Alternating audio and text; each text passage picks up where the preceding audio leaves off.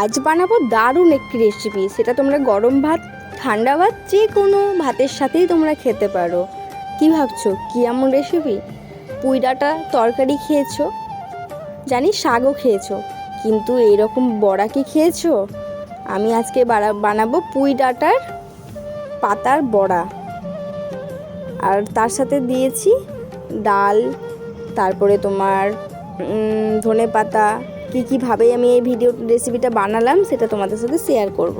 এই রেসিপিটা বানাতে সেরকম কিচ্ছু উপকরণ লাগবে না, ঘরে থাকা যে কোনো কিছু উপকরণ যা যা আছে সেইগুলো দিয়ে রান্নাবান্না হয়ে যাবে। আর রাতে বানাচ্ছি সেই জন্য আলু সেদ্ধ দিয়েছিলাম, তো ওইদিকে একটা শুকনো লঙ্কা আমি ভেজে নিলাম আলু সেদ্ধতে খাওয়ার জন্য। আমি এই বড়াটা কিভাবে বানালাম সেটা তোমাদের সাথে ফুল ভিডিওটা আমি শেয়ার করছি।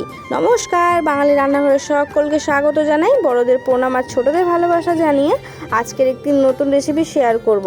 সবাই কেমন আছো? আমিও বেশ ভালো আছি। আজকে সোমবার আর রাতেই এই ভিডিওটা শ্যুট করছি।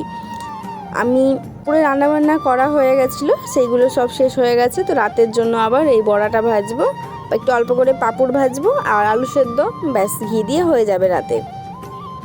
নর্মাল আজকে সিম্পল খাবার। আর এই বড়া রেসিপিটা আমি তোমাদের সাথে শেয়ার করছি, কিভাবে আমি এই বড়া রেসিপিটা বানালাম। তোমরা কে কীভাবে বানিয়েছো সেটাও আমাকে জানিও।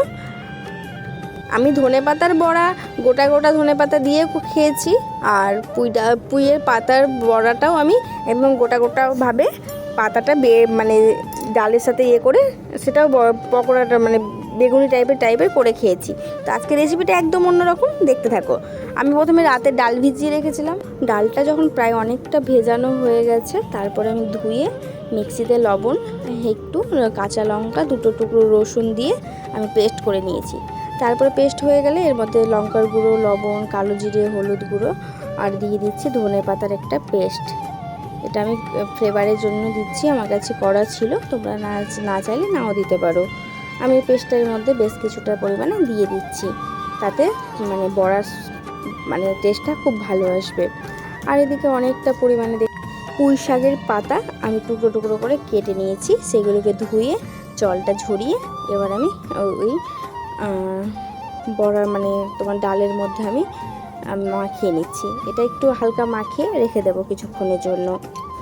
আমি বেশিরভাগ সময় এই বড়া বা যে কোনো রান্নার মানে পাঁপড় ভাজা বা পাঁপড় বানানো এসব টুকটাক আমি করতেই থাকি। আমার বেশ ভালো লাগে ভাতের সাথে এরকম ভাজাভুজি খেতে।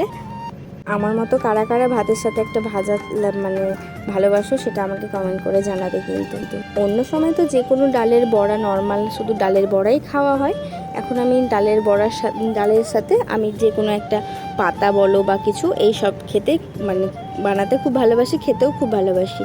আর তার আগে জানো তো, আমার বাবার বাড়িতে গন্ধ পাতার মানে পাতার গাছ ছিল। সেই গন্ধ পাতা দিয়েও কারা কারা বড়া খেয়েছো? গন্ধ পাতা কারা কারা চেনো?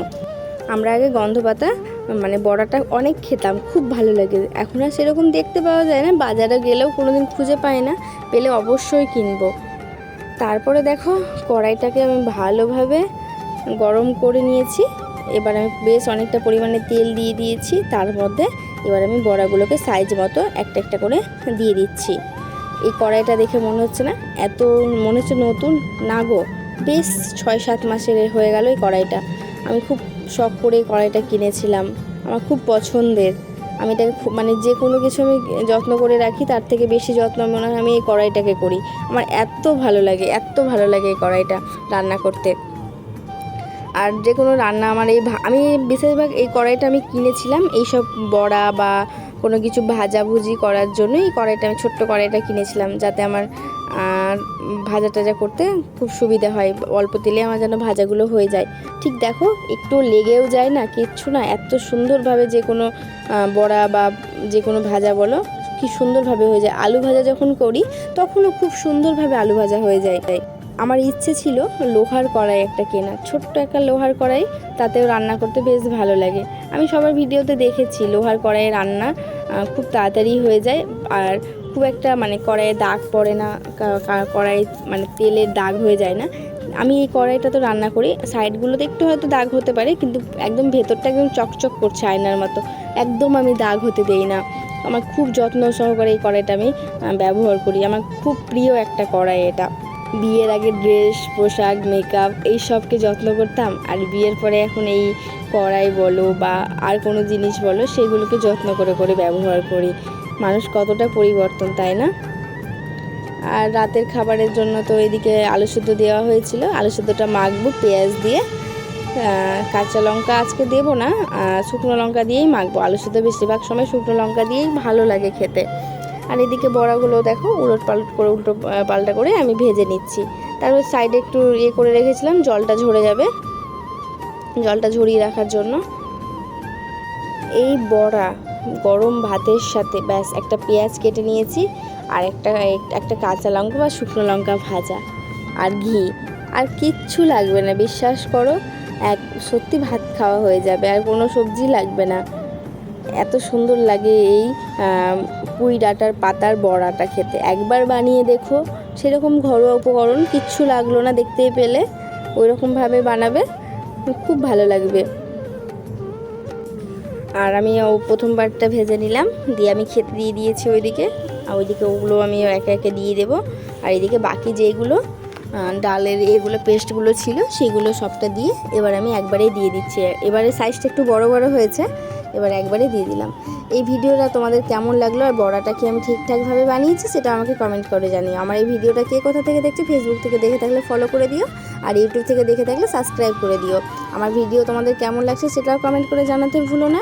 সবাই ভালো থেকো, সুস্থ থেকো, সাবধানে থেকো, আর দেখতে থেকো আমার ব্লগ। আবারও দেখা হবে নতুন কোনো ভিডিওর সাথে। আমি এখন আসছি, বাই, গুড নাইট, সবাই ভালো থেকো।